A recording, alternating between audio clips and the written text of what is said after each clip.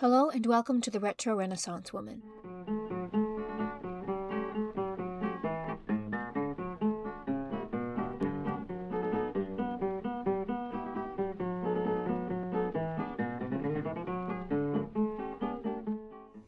Today I'll be making pecan muffins from the Summer Cookbook by Marion Clyde McCaroll from 1954. I wanted to use a couple more recipes from this book while it's still summer, and this one in particular caught my eye and just looked really good. So for starters, I'll start the oven preheating to 425 degrees. So we begin by sifting 2 cups of flour.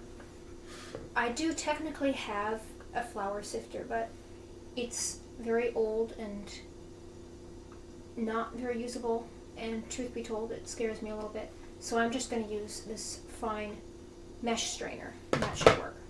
And I usually eat gluten-free, so I am using the Pillsbury gluten-free baking flour. That's been my favorite gluten-free flour I've tried so far. It works really well in baking, it tastes really good, and it has pretty simple ingredients. No weird chemicals or anything. And a tip I've heard, which if you're an experienced baker I'm sure you already know, is when you're getting flour ready to use, never just put the whole measuring cup in the bag and scoop it out, because it will pack it in more densely than it's supposed to be. Use a spoon and kind of shake it out.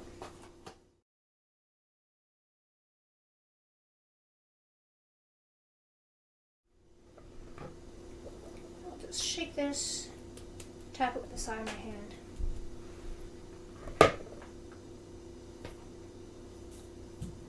As soon as I start doing anything with flour, I immediately start making a mess.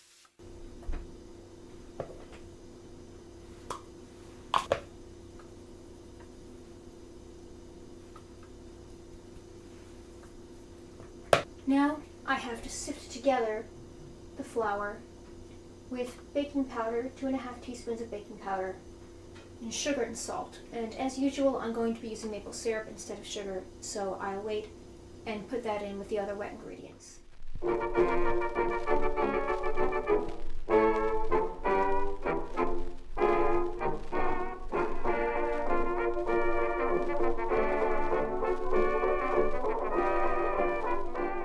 This seems like a lot of baking powder. I hope I won't taste it too much in the finished product. And ½ teaspoon of salt. And I'm going to sift all these together.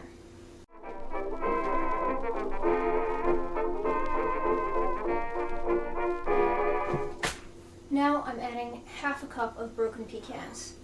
And these pecans are already in pieces, so maybe I'll break them a little bit, but I'm not going to bother to really cut them up.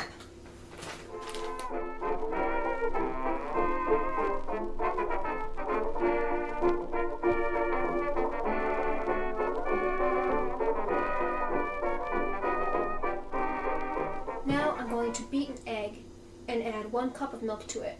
And I'll add the maple syrup at that point as well. And then I'm going to add that to my dry ingredients.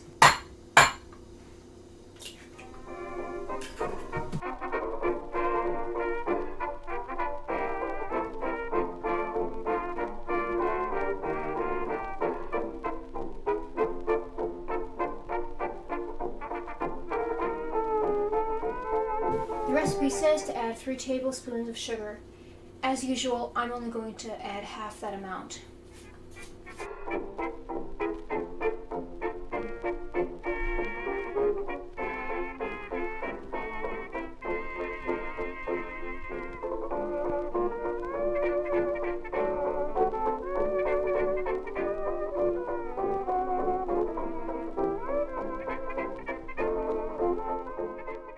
Next, I had to add my wet ingredients to my dry ingredients. The recipe specified that I had to stir only until mixed, not until smooth.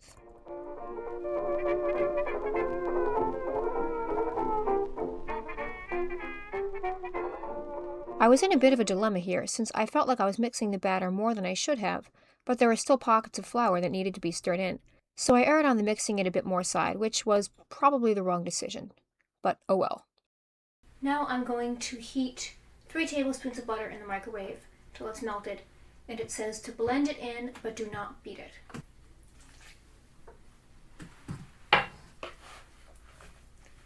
I'll do this very slowly and gently, just blending it all together.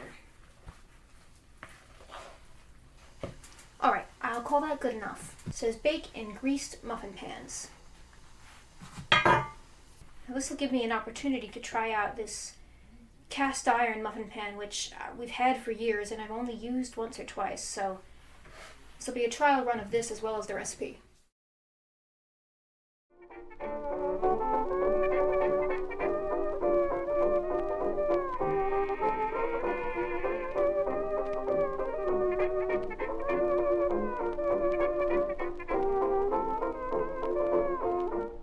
This batter is very thick.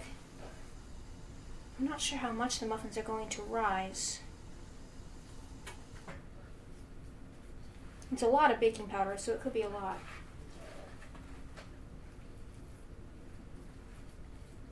I'm really excited for these. I think they're going to be great.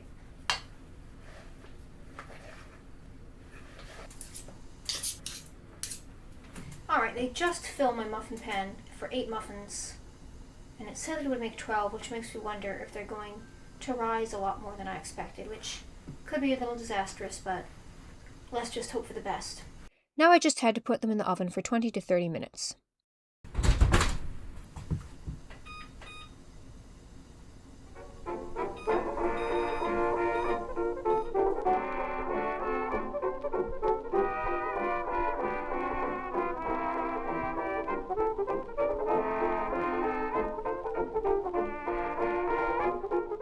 Alright, it's been just about 20 minutes, so I'll take them out of the oven and see how they look.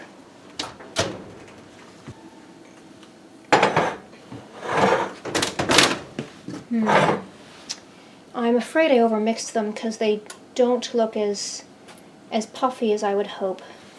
But I bet they'll still taste good though.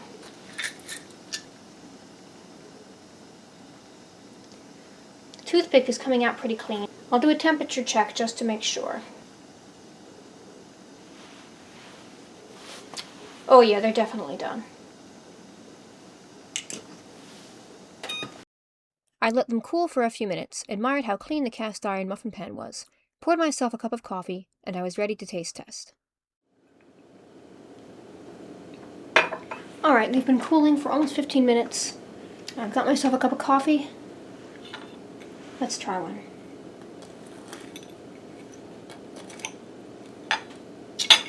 Yeah, whatever I did, they really didn't rise, obviously. I don't know if I shouldn't have substituted the sugar.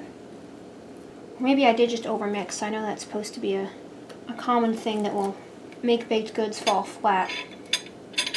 As you can see, it's crumbling apart. Alright, let's try it.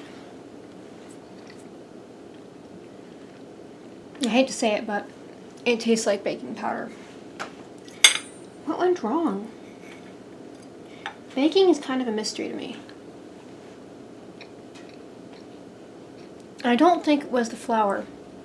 I know that the recipe didn't call for using gluten-free, but I've used that flour before and gotten bread to rise just fine. I wonder if I shouldn't have used the maple syrup. I don't know, does it work that way? Maybe I should have not put less sweetener in?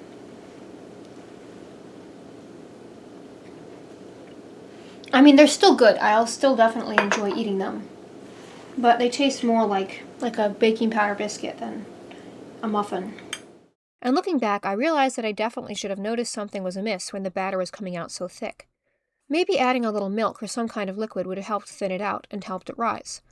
And next time that I bake using a vintage recipe, I think that I will use the full amount of sweetener called for. Usually I find modern recipes are way too sweet, but that seems to be less of an issue with vintage recipes. These, for instance, didn't taste sweet at all. If you try the recipe, let me know how it goes in the comments. Well, this was a fun recipe to make, even if it didn't come out quite as intended.